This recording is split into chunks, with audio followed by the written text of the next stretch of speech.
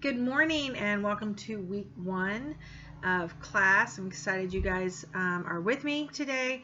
I did want to please stress that you need to watch the introductory video. I've received some emails and also reading your announcements on how the class is formatted and all that good stuff. Just to remember, we are not meeting on campus at any time. As you will see in the introductory video, I just felt it was best that we did the virtual hybrid, which is instead of meeting in a face-to-face setting one time a week, we're doing it through Zoom.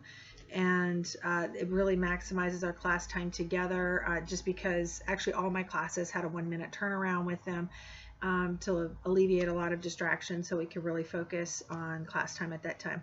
So, so this week, you guys, we are doing part 1, which is academic goals and expectations. And also in part 1, it does go into like genres and purpose. And we're going to touch on that, but we're really going to get more in depth with that with the assignments that we will have throughout. So I do want to just touch on some things, giving purpose behind what we're doing. And perspective of English is going to be huge. What you are seeking to gain from it is what you will get from it. If you're coming in and looking at this as, hey, let me check this off of a graduation plan audit so I can just continue to move forward, which I have. In fact, when I was a college freshman, I kind of had that same mindset, and I really didn't get anything out of it. What I do need to impress to you, each of you, is that this class is not just a class to take and move on. This class is actually foundational for every other college class that you will have. The practices, the mindset, how we view certain things. It really is instrumental to success in all of your classes and into your professional careers. I've already had an opportunity to start reading some of your introductions, which I'd love. If you have not done that, please get that done immediately. I've started looking over the assessments, so next week we may have a little diversion and really kind of get into some grammar and really build out some of these concepts next week. I did want to take a moment on discussion boards and just to kind of clarify. As I was telling you guys in the introduction video as far as due dates, with discussion boards, that's the only one that is handled a little differently, because there's actually 2 pieces to our discussion boards. The first is your initial thread, which is due on Wednesday evening by 11:59. Then you will have the second piece of it is your 2 reply threads to classmates. And it's at least 2. You can reply to as many, but you have to have at least 2 in order to be eligible for full credit. And that is due by Sunday evening at 11:59. The way that Canvas is designed, it doesn't allow me to have 2 separate due dates. So because it is one assignment with 2 pieces, the due date or is really reflects the final due date where you're getting that second piece in. In the instructions, though, on the discussion board, it does say that your initial thread is due by Wednesday evening at 11:59, and your 2 reply threads are due Sunday evening of that same week by 11:59. So again, that kind of really supports. Make sure that you read your instructions to know what the requirements are. So tomorrow evening, your intros need to be done, but you can do that at any time. Your discussion boards really are posted by Sunday evening or that Monday beginning of that week, and so you can work on those at any time. As far as assignments and the modules, I do need to clarify that also. With my 101 class, I've written the curriculum and the textbook, and that is, I will be posting that in their modules. However, with 101, which is you guys, you have a textbook, and you will know what we are reading, one, by looking at your pacing plan at the back of your syllabus. And so you will know. Also, when I send out your weekly announcements, I'm going over what chapters that we're reading and what we will be going through. So that's not loaded in your module. What's in your modules is the lecture videos that I've created, any assignments that are due. All of those links are in those modules. Again, that is a very key place to make sure that you have completed everything that is required for that week, or any supplemental information that is in there. You will also see a resource module, and that's at the top. That is where I put things that you would be able to utilize for any assignment. An MLA packet of how to set up and format a paper in MLA.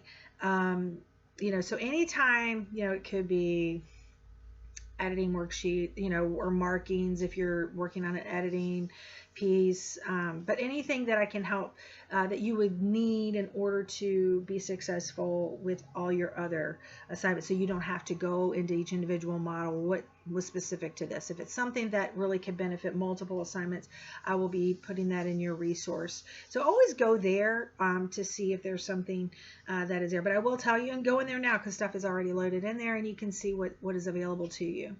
I'm also going to add an open discussion board.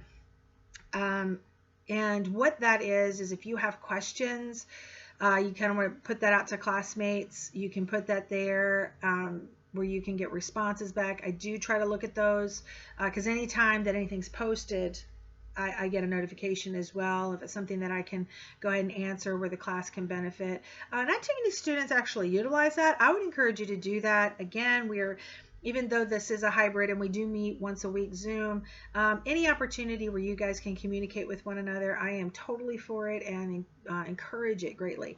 So, you could put something in there and ask and you guys look at it every now and again. Is there something that you could answer, a perspective or something of that nature?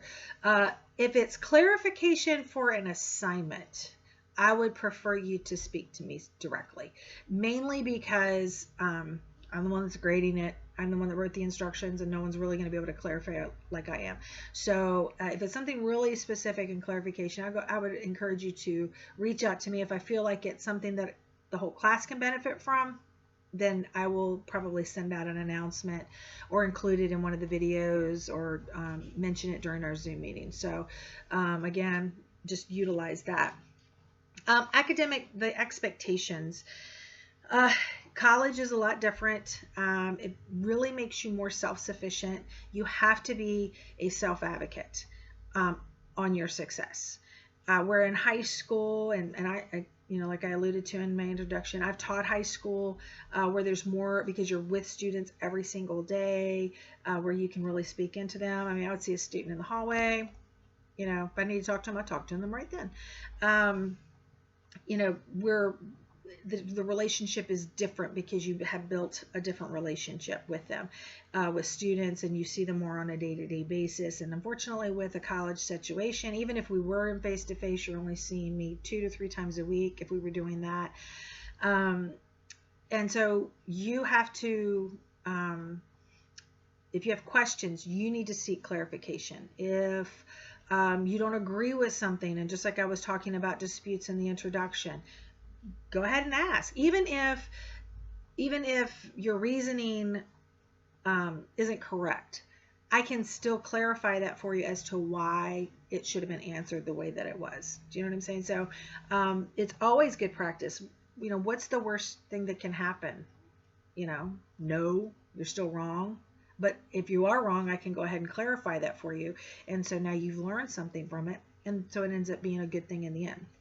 So that's the big thing with college. Communication is instrumental to success. And there's so many ways to communicate. Professors, we are communicating with you regularly. I am probably an over communicator, but I'm okay with that. I would rather have too much out there than not enough. And Canvas is going to be a key role in that. Announcements. If you haven't already set up the notification for announcements through Canvas, I strongly encourage you to do that, where you can set up through your cell phone. So anytime that something, if I put an announcement, anytime I'm loading something in, you're going to be notified that there's been some type of change to your class in Canvas. Go look at it. Okay. Also, when I'm if I've graded a paper, you're going to be notified that that grade went in. So if you haven't done that, please do that. So with that, and with the tools that are available, and having that mindset of you are in control of your success, and the work that you put out, Are you teachable? Are you willing to be taught? I think I read in one intro as far as, with correction, and it can be seen sometimes as attacking, but it's not. My job is to be a nitpicker. And yes, we all make mistakes. It's a way of life, but my job is to point things out in order for you to be stronger. So if that is something that you're challenged with, and we all do that, we don't like, oh my gosh, I got something wrong. But it's also been communicated as far as things that you guys are wanting to gain strength and confidence in, and the only way that's going to happen is by having those edits. Please make sure that you go into any paper that I grade to see what comments. Very rarely have I gotten out of a write-in assignment without making some type of comment, and they're not always negative either, by the way, because sometimes I love reading papers. That's why I do this, because I love insight, and there's sometimes I learn a lot, and I'll make a comment. Well, isn't that cool? So read your edits. It's not just for the things that are wrong, but wow, this sounds really great. Because it's also positive feedback as well. So don't always take comments as in a negative. It really is to help. If you're doing something correct and you're consistent, yeah, I'm going to make a notation of that and that you're doing really well. So it's not always negative, but definitely go in. And if I am bringing something to your attention, definitely be more sensitive to that in order so you don't make the same mistakes. I need for you to see the value and what this class really brings to the table, and that's really us getting into part 1 right now, and changing the mindset of, I feel like in elementary, middle, and high school, it's very skill driven. Let's find this noun, let's find this adjective, blah blah blah. And I can tell you from personal experience, I was not a great English student in high school because I didn't understand why they were teaching me what they were teaching. I didn't understand. And I never made the correlation between those grammar skills and actually writing. And so because of that, there was a stressor for me. And I think some of you guys are probably in that same boat. There's a stressor there. There's a disconnect because it was never weaved back together of skill to application. And college is more of the application piece of it. All those skills that you learn are valuable, because now you are learning how to wordsmith and create in a manner that you want to be represented, and how you want to communicate, and that you're communicating effectively. And so part of that mindset is, how do you want to be viewed?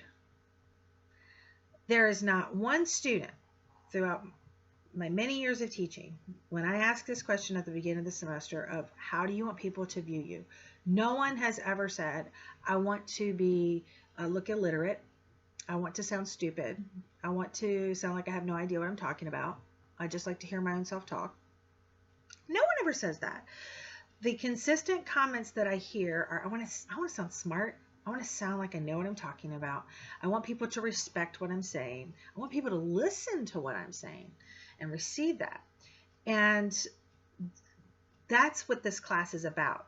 To give you the confidence that you're able to communicate in a manner that you want to be received as. And that's exciting, and it's empowering at the same thing. But it also, with that mindset, it makes us think about how we're writing.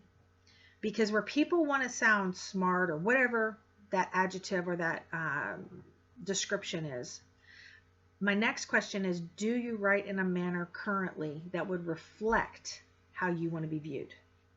And that's usually an aha moment for many students, because they never correlated the two.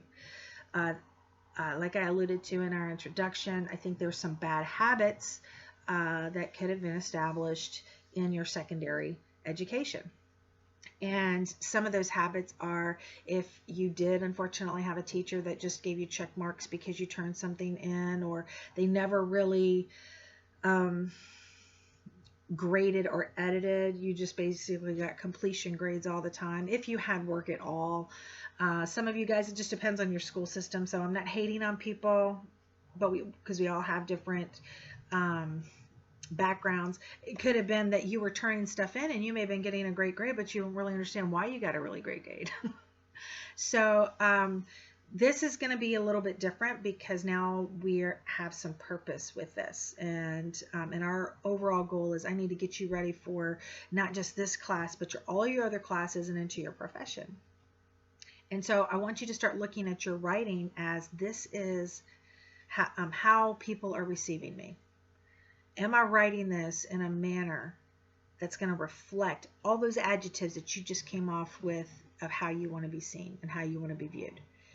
And when you start changing that mindset, that's when your writing and that confidence in your abilities is really going to start to grow. I can sit here and I can teach you skill all day long, but if you don't see the value in it and you don't really buy into what we're doing to really gain and to move forward and to gain skills and strength and confidence, that is where there's a lot of disconnect. And if you're not buying into it, then it will reflect in that.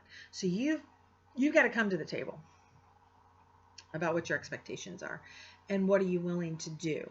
And that means doing the assignments, doing your best, not waiting to the last minute, reading the instructions. Are you really giving me what I'm asking? When you're communicating, is it organized? Am I, whatever those things are needed for communication. And we are going to get in deeper with each assignment, because writing, where the core of writing is very formula. You have an intro, you have a body, you have a conclusion. That is pretty uniform. However, depending upon what the purpose of the assignment is, keyword purpose, some of those things could look a little differently. Yes, you're going to have an intro, you're going to have a body, you're going to have the conclusion, but your body is probably going to look a little bit differently. What you put in your intro may, depending upon if it's a critique or like an lit analysis or something of that nature where you have to add additional information in your intro to what your body looks like. Do you need to have a summary of whatever it is you're doing a critique on or a response on, and then get into your support paragraphs, and then that conclusion? Sometimes it's not just one paragraph, it's concluding paragraphs, because like I was explaining in our intro, a lot of our writing, even though there's a lot of research that has to go into, but I want to know what you took from it and how you're responding to that, and that really builds out your concluding paragraphs. And so we are, with each assignment that we get to, it will look a little differently, even though you have that core formula of intro, body, conclusion. Okay. Don't make it harder than it is. And when I just gave you that formula, some of you are like, oh, wow. But you would be surprised how many incoming freshmen I get that they just jump into the conversation. So there's logic that goes with writing. Don't take the logic out of it, because if you do, that is going to make it harder. Think about conversations that you have with someone, or maybe you've walked into. We all do that. I'm definitely into that one. And you've walked in the middle of a conversation and you really don't know what they're talking about. And then you're like, what? Because you missed the intro. You missed the beginning of the conversation where they were really introducing what they were going to be talking about. We waltzed in midway through the body of it where the explanation went on. And so because it wasn't established in the intro, because you weren't there or you didn't have it, then it promotes confusion. So here's nugget really big number one. If you have confused your reader or they do not understand what you're writing, then you are not successful. Academic writing and creative writing are totally different. Creative writing is, especially like if you're reading a mystery, obviously the story is going to unfold as you're telling the story. So you can't give everything up front. Academic writing is different because there are no surprises. And so that intro paragraph is going to tell the reader and tell them this is what this paper is going to be about. And you have to establish that. You don't put any supporting facts. You're just introducing. The body does that. And again, we're going to get in more detail of really what that body looks like. But some of you guys, some of the concerns were, how do I get some content and page length? It's really the body. It's the research that goes behind it. How you're developing those ideas, organizing those ideas, that's going to be the bulk of your paper. Your bulk of your paper is not in your intro or your conclusion. It's the body. And when you look at it logically, you're like, oh, okay, because that's where you're expounding on everything. So look at this as logic. If I was to tell you my story about going to Walmart, and if I explain my story as I'm going to go to Walmart, and I'm in my car and I'm driving down the road, and I went and grabbed my keys off the table and I went to the front door. I'm pushing my cart into the Walmart and, looking around. I'm walking down my sidewalk and I'm putting my car key in the door to unlock it. I'm checking out at the Walmart and then I'm heading home. Well, obviously you're going, what? Because it's out of order. We're all logical. We need order. We need something that is methodical, makes sense from beginning to end. We just don't throw everything out there and then expect our reader or the person that we're talking to try to unravel this ball of yarn that we've just thrown at them. So the writing process does take some time to do that. How are you going to communicate whatever it is that you're saying in a manner that's going to be received well? And the key of that is it has to be in order. It has to be in a logical order, which means you have to think about it. And don't take yourself out of the equation. What would you need for someone to do to explain something to you in order for you to receive it? Logic. So don't think about how you, what you would need in order for someone to explain something or to go into something. What would you need? Things that you've read in the past. That's a great example. That's a modeling of how something should be. And your book is actually really good with that. It gives examples and things to read, which I would encourage you to do. But again, we're going to be walking all through that. A key part of writing is grammar and punctuation. Those are your building blocks. When we're talking about grammar, it is not just about having a subject and a verb. I could say girl ran. Is that a complete sentence? Technically, yes, it is. I have a subject and I have a verb, and that makes a sentence. But then I have to ask myself, is it a good sentence? And if you have to ask questions, think about it for a second. If I just said girl ran, what are the questions that you automatically start thinking about? Well, what girl? Ran where? What did the girl look like? What was she running from? Who? What? Where? When did she run? Those questions sound familiar? You have heard those before. You've heard them in English your entire life. And it's almost like a pebble that's been dropped in a puddle, and you see this ripple effect. So those questions where the pebble dropped, that's your grammar. That's your sentence structure. Are you writing the sentences where the reader doesn't have to guess? And that's a dangerous thing also. If you don't explain yourself, then you're allowing someone else to fill in your blanks. And you don't want that. You're taking them on a ride. This is what you have done research on. This is what you're talking about. And so you want to be in control of where that car is going, where your writing is going. So that who, what, when, and where, that's your initial framework of how you're creating your sentences. If I said the pretty little girl from down the street ran quickly over the lawn to get her ball before it ran into the road. Now I've got a picture. Wow, and it's a lot different than if I just said girl ran, right? Because now you know why she was running, where she was running to, kind of get a little picture of what she looks like. Right? So with that, and just in that one sentence, you now have a picture. And if you can visualize it, then that's a good place to be. Punctuation. This is the other one that gets most people. And again, we're going to go deeper into this next week. Punctuation is utilized so people can read your writing in the manner that you want it to be read. So, and it also is a big part of comprehension. And so if a lot of you guys have issues with comprehension, and typically every year I've got hands that go up, comprehension's a challenge area for me. When you're reading, if you're blowing through commas and periods and things of that nature, then you're actually changing the meaning sometimes. One of my favorite examples is let's eat, comma, grandma. and then let's eat grandma. Well, when you look at number one, you're giving an invite, you're inviting grandma to eat. In the second sentence, without any punctuation, grandma now becomes the meal. Save lives. Use punctuation, right? So it changes the whole meaning. So you have to think about, okay, when I'm saying something, if there's a natural pause, should there be a comma? Am I ending that thought? Where's my end mark? Capitalization. It could be the difference of it being general to specific. I have to tell you, one of my pet peeves is the personal pronoun I. Are you important? Of course you are. You deserve a capital letter. The personal pronoun I is always capitalized. Period. So please, that is a pet peeve of mine.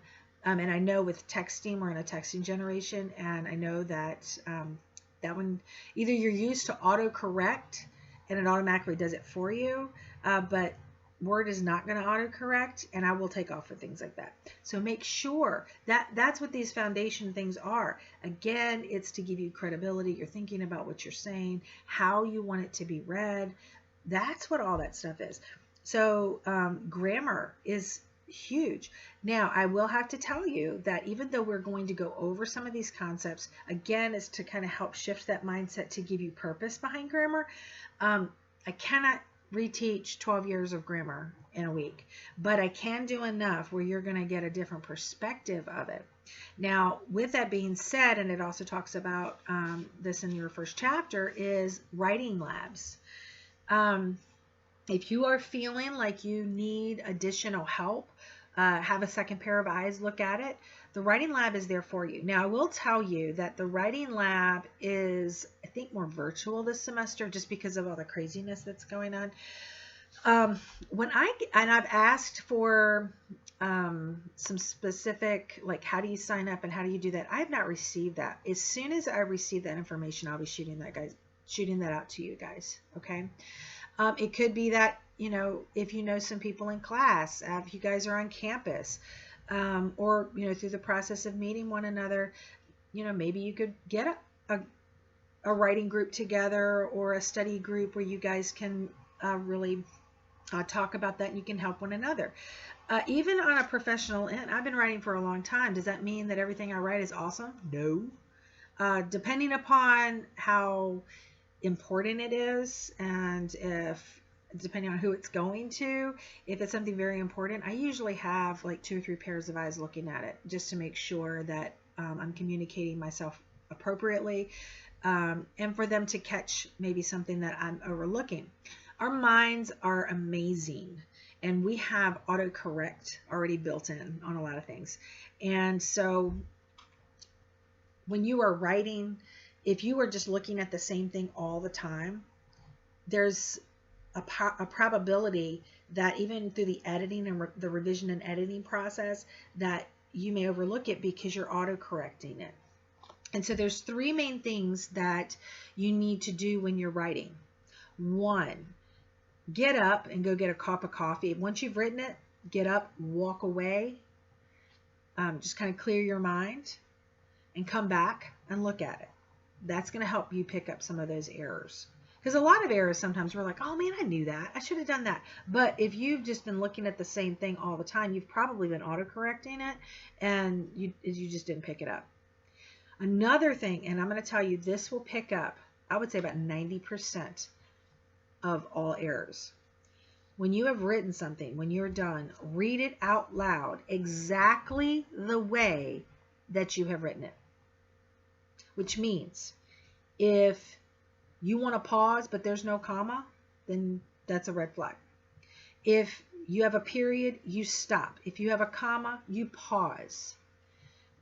You read it exactly the way that you've written it, and it will pick up so many errors. And will also, because now you're looking at it differently, because you're verbalizing it, it'll also pick up some of those homophones or homonyms that people misuse. And a lot of times you know the difference of homonyms, and that's like there, and there, except. There's a ton of them, and we're going to go over some of those next week. And those are common mistakes.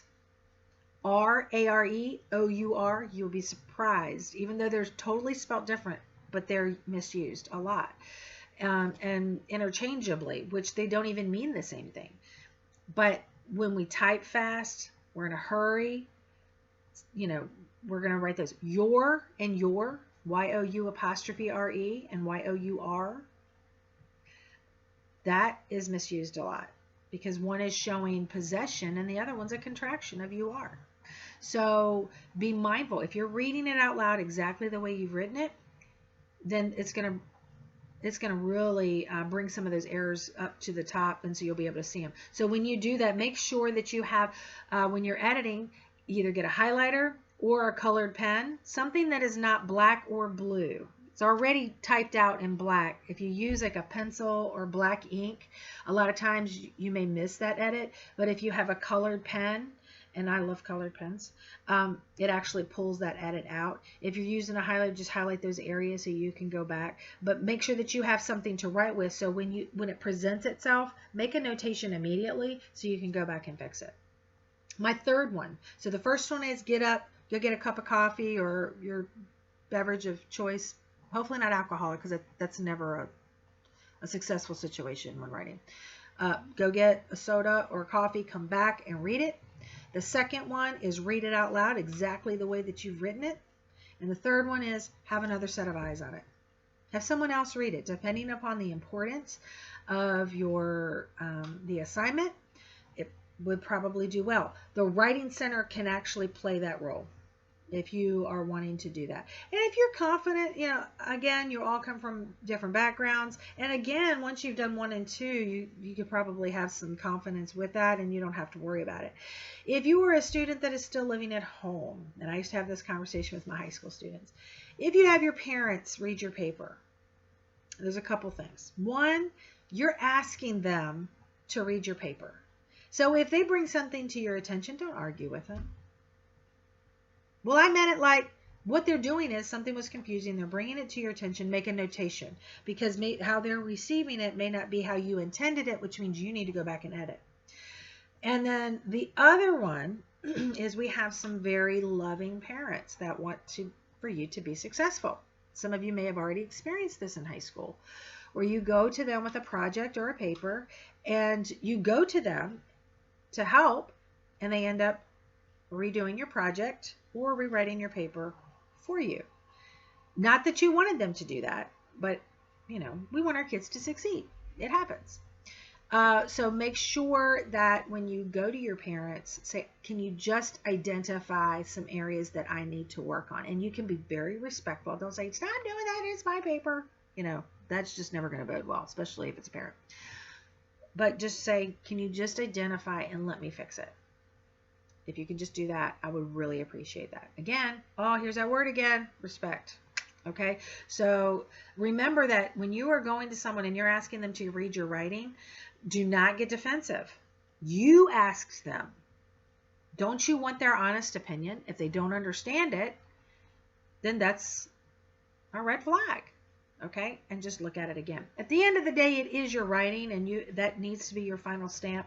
But if it's things, especially mechanics or how something is written, if they have to read something more than once, if you have to read a sentence 2 or 3 times to get its meaning, you probably need to rephrase it.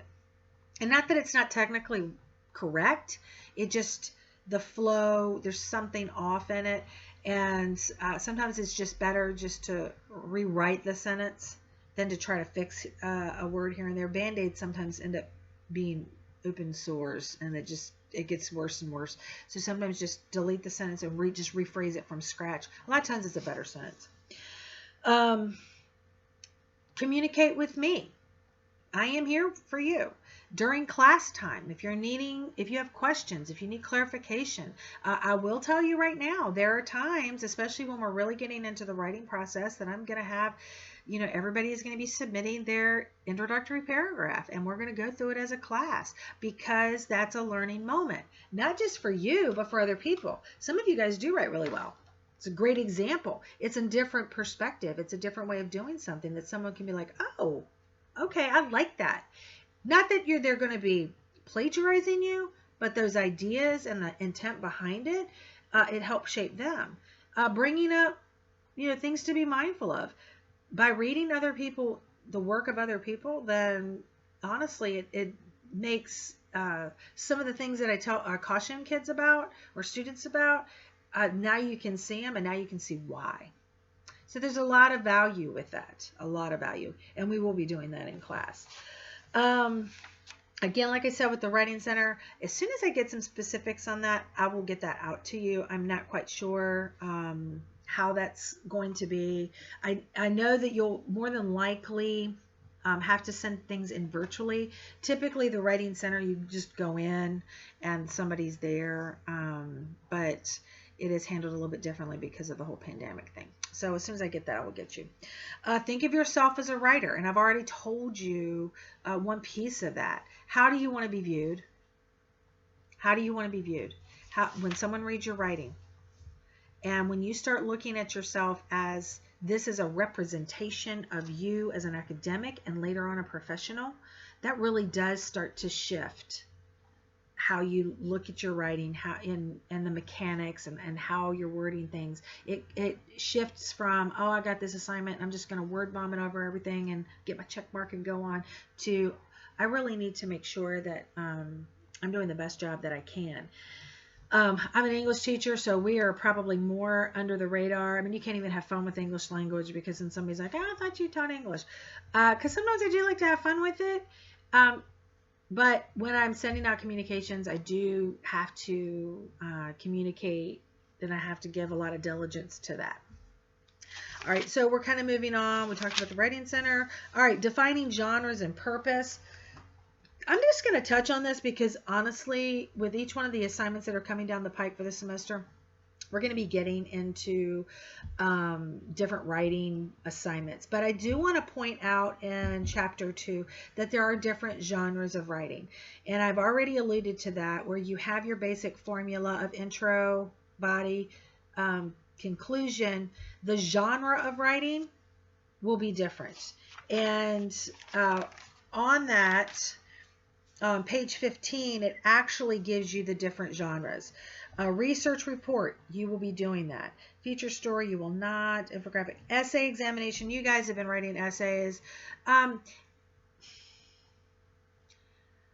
can be, depending on what classes you are in, the writing assignments that I have selected and the genres, I really tried to give more of the purposeful, like if it's an analysis, and I will do a lit analysis on a short story later on in the semester. I do that because literature is a little bit easier to teach the concepts of analysis, but the concepts of analysis really could be for any type of analytical writing. Does that make sense? So even though it depends upon how you are going at it, or what's being required rather, will depend upon how you're doing that. Emails, that's a genre. We talked about that. Resume writing, there will be some certain things that we will be doing with that. Explanations, causal analysis, research, arguments, that's going to be a big one. Evaluations, your final project for this class will be an evaluation. But it will have the concepts of research, analysis. A lot of the things that we've done throughout the semester really will culminate in that particular project. I will go into deeper detail with that later. Proposals. I do proposal writing in 102 because we do a social injustice project where you're writing that proposal for that. So I don't really want to do a whole lot of dual writing assignments, even though there's sometimes benefit to revisit it and have a different perspective. Literary analysis, rhetorical analysis. We do touch on that this year, this semester, and again next semester, just because it just really is important and it really takes practice. And that's the other thing. You can't just do something one time and expect, oh, I'm perfect at it. It's those multiple opportunities to get into writing and just writing in general, that's really where your strength comes from. Where you'll know what genre that I'm using will be in your instructions. So that's why it's so important What is your instructor asking for? And if you don't understand, then you got to really reach out. Again, I try to be very specific with that, and getting with what's the purpose of this writing assignment, which means when I'm grading it, I'm looking, did you fulfill the purpose of the assignment? Chapter 3, claiming topics. That is so important. I'm really going to go into that one later. Apart with one of the instrumental points of success in writing is, what are you writing on? Are you engaged with your topic? Do you like what you're writing about? Is there something about that particular topic that you could cling to? I can tell you, if you just choose a topic because it's out there and that you have really no engagement or emotion about that topic, it's really going to fall flat and it's not going to be successful. Just because it's going to be arduous, you're going to hate to research it because you don't really have any connection to it. So think about what you want to write with. Even when, and I will give overall, like, this is what I need for you to do. Even with that literary analysis, we're going to do a short story. I let you choose it. I'm not giving it to you, because I want you to engage with what you're writing on. And I will also talk to you about when you're choosing topics and depending upon the classes that you're in. I was in one class, I'm more academic writing. I love literature, but I always look at literature as more of the analytical piece of it, and historical lit. I love that. But depending upon what it was, and it was an African literature course, which was actually fascinating. And something just stood out of the spirituals during the Civil War. And I don't know well, I'm a music person, so that was probably why it's like I couldn't get off of that. And I was so thankful because I was able to really explore different pieces of that throughout the whole course. And it was just phenomenal. So there's something that could, and the reason I say that is because I know that you guys look at literature that way.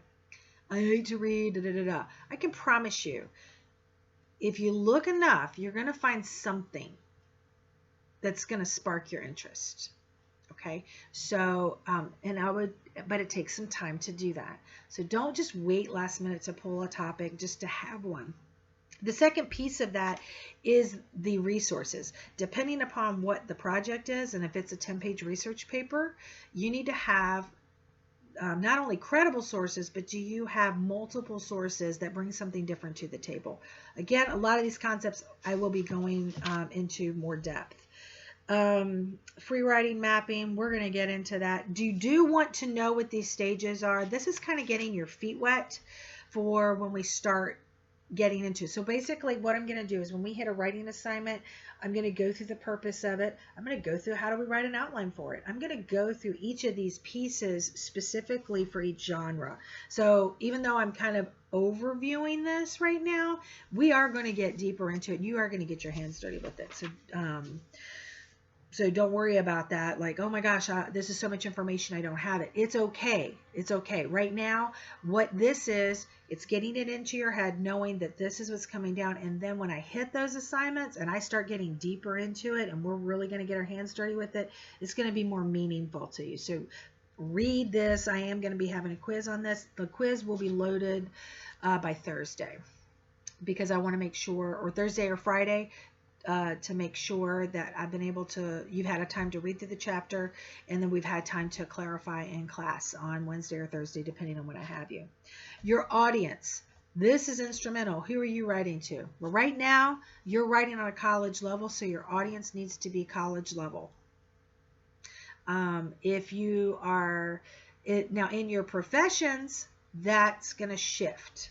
So let's say you're going into medicine and you're writing a peer-reviewed article. Your audience is people who know what you're doing. And so you need to use the verbiage that's going to be specific to them, and that they're going to understand. If you're going to be a youth pastor and you're going to write curriculum for that, or whatever that is, or if you're writing to them, you're not going to use big words that they've never heard. You're going to bring it down to their level, and you're going to use verbiage that's going to connect them. But what I will say, It has to be academic in nature. Everything in this class is academic in nature, which means do not use um, like the words like things that you would use in a verbal conversation with your friends. You do not use that. Every day, and we call it everyday vernacular, how you would talk to your friends is probably not how you're going to write. And that's okay. Again, it goes back to writing, especially academically, which I could say academic / professional. This is how you want people to view you. So you're going to get away from, like I was talking about. What's another one that I see a lot? People love to use the words however, because, start a sentence with because, where sometimes that could be okay, but be very careful of redundancy in that and how you are phrasing, because we can use however in our verbal conversations, but if you see that a lot in a piece of paper or in a written project, it becomes redundant and no one can get away from that word. So be really careful with that. But you want to read about your audience. Who is your audience? Well, right now your audience is me. Eventually it'll be your classmates. And so you need to write in a manner that's going to be collegiate. It's going to be academic.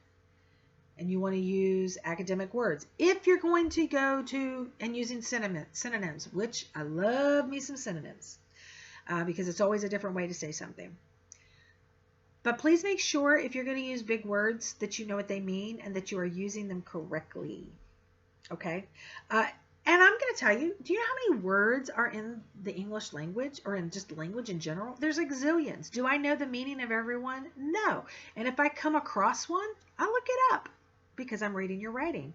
And because one, I'm looking for flow, but secondly, even if I may not know the definition, I have a general idea of what it means, and I'm going to look it up. And if it doesn't really fit with what you're trying to communicate, it's going to ding you, and I'm going to take off points for that. So just be mindful. I love for you to explore. Definitely expound on your vocabulary. There's always more than one way to say something. And like I said, synonyms are a great way of doing that. And you can find some really juicy words. So think about it. That's what I affectionately call wordsmithing, rephrasing things to make it better. There's always a better way of doing something, which means kind of following my rabbit trail here, you're never going to have a first final draft. Get your thoughts out on that first draft and then go back and wordsmith it. Dress it up. Look for how it flows. When you're reading it out loud, that's going to tell you if it flows or not. Kind of going back to those 3 things. Hint, hint, hint. I have now mentioned that 3 times. I think a 4th time.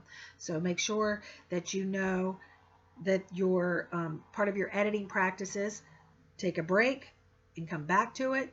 Read your work out loud exactly the way you've written it. And the 3rd one is have someone else read it.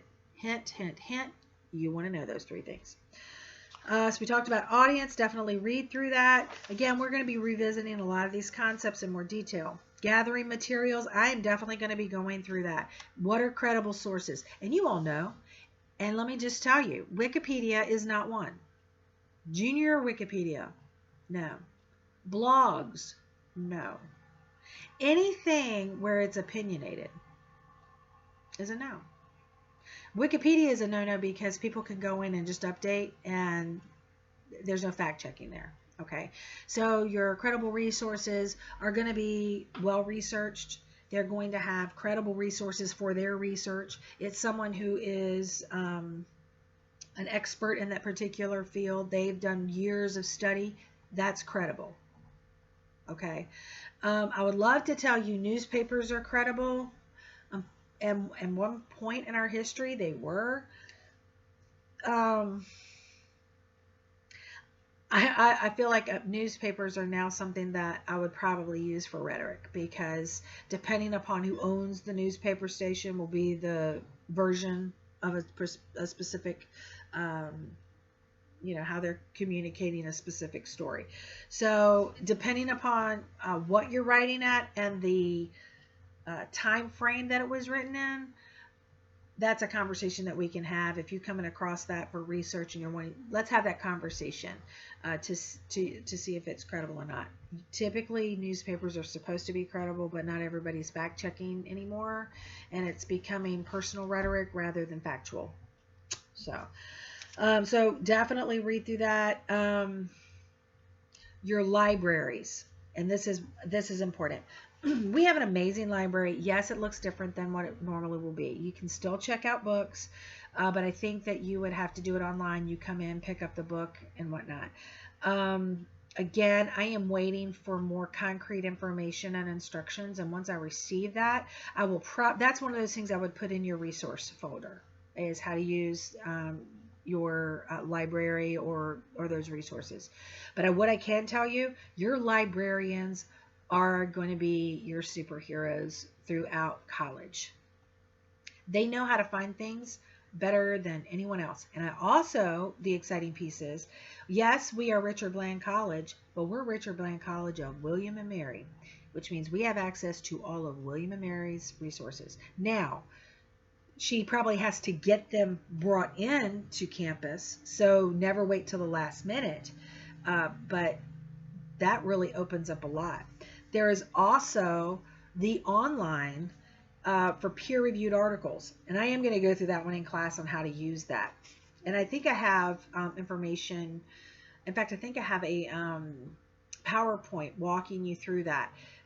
We are actually going to be utilizing that, but your online library, it has hundreds of thousands of pieces of research for every major. It is a phenomenal resource. And when you start getting into your content, your specific content areas for your major, you'll probably be using it more. I've already seen people who are psych majors totally going to use that. I've seen education majors used it all the time. So, and these are peer-reviewed articles, which means these are experts in their field that have been reviewed and peer-edited by other experts. That is a credible resource, period. So anything that you're getting off of those, that's actually a good thing. Diverse sources. When you are doing, especially research and arguments, you can't just be one-sided. It has to be well-rounded. And if there's one viewpoint, I can bet you bet your bottom dollar there's going to be another viewpoint. And you need to make sure that you are including both of those. And diversity of resources is also different perspectives from different people. It could be the same topic, but maybe someone has researched one aspect of it better than another. But you need to have, when I say they need to bring something different to the table, and I mentioned that earlier, it means that there's something specific that's not written in another book. If all of your sources are saying the exact same thing, then you don't have substance. Each one of your sources has to have something unique and different from the other sources in your research. That's where you're going to get your page counts. Organizing your ideas. This is where outlines come in. I'm going to tell you right now, if you are not someone who writes outlines, you're going to need to do it. There's especially on research projects. Now, how people do them are different, and how people go about it, it is different. We are going to go over it in class, but I'm going to tell you right now, when I've taught outline writing, especially for papers, it saves hours and hours. If you just sit down and say, hey, I'm just going to write this paper, it probably is not going to be great. There's going to be some jumping around. You'll probably miss some of the information you wanted to put in it, but forgot because you didn't have it in an outline. If you do your outline correctly, and I'm going to teach you how to do it, if you do it correctly, when you actually get to the writing process, your paper will basically write itself if you do what I tell you to do. Which means in your outline, you have your in-text citations, you've already taken the time to organize everything in a logical manner. It's going to write itself. But the grunt work of creating that outline and what you needed to do, the topic, the research, and then getting it organized in an outline, that's where your time's going to come in. But if you put the time into that, you're going to have a great paper because it will write itself. So, this gives you different ideas: examine model documents, plan a sequence, reverse outlining. I I've seen where people do that. I'm not a huge fan of that. I guess if that's how you were taught and if that works. But I'm not a huge fan of that. Um, but definitely read through that. Outline is very specific, and again, I'm going to be going into that. In fact, I go into that with each writing assignment, and we walk through that together. So you can see that the outlines sometimes are going to look a little bit differently depending on what the purpose of the paper is, the genre. Choosing style and design. Definitely just kind of read through that. So always strive for clarity, and that goes with when you are talking. Now, I have a lot of people like creative writing, and in fact, especially in middle and high school, usually teachers really go into creative writing. And there are aspects of creative writing that you will use in academic writing. However, academic writing typically is not very fluffy. And for those of us who are direct people, we love that because we can just get into our job and get back out. I've got my stuff, I'm going to present it, and I'm going to move on with my happy self. I don't have to worry about creating a scene and all that good stuff. Not that creative writing is difficult. I do not want to take away from that. It's just different. And how it is set up is different. And so if you are a creative writer person, you're going to have to kind of put that to the side because academic is different. It's more factual. It's more organized. It's really kind of, I don't want to say in your face, but, you're telling the people what you're writing about, and then you go about supporting that. And then you have your conclusion. It's really not a whole lot of mystery to it. It's actually very clear cut. And if you think about it, especially on the professional realm of it, people don't have time. They want to read a book. They'll read, go out there and read a Stephen King novel. They're reading academic work because they're looking for information. They're trying to gain additional insight. There's purpose behind the reading of it. So you have to keep it really clear cut, get to your point, stay on it, make it logical, and that's really what academic writing is. It's very easy, actually. It's a lot easier to me than creative writing is, honestly. And that's basically this chapter. But you do want to read through it. Bring your questions to class on Wednesday or Thursday that you have. And like I said, we are going to have a quiz on main concepts. Definitely listening to this video because my little 3, and what were they? You're editing, it would be get up, walk away, read it out loud, exactly the way you've written it, and have somebody else read it. You probably will see that on the quiz, by the way. So hint, hint, hint. But definitely read through this. Main concepts definitely will be on there, and I will be rounding those out in lecture this week. So have a great day. Please make sure before you come into any classes that you've watched your videos and you've read your assignments. That way our Zoom time is more meaningful, where I can really clarify some things for you. Okay, so you guys have a blessed day, and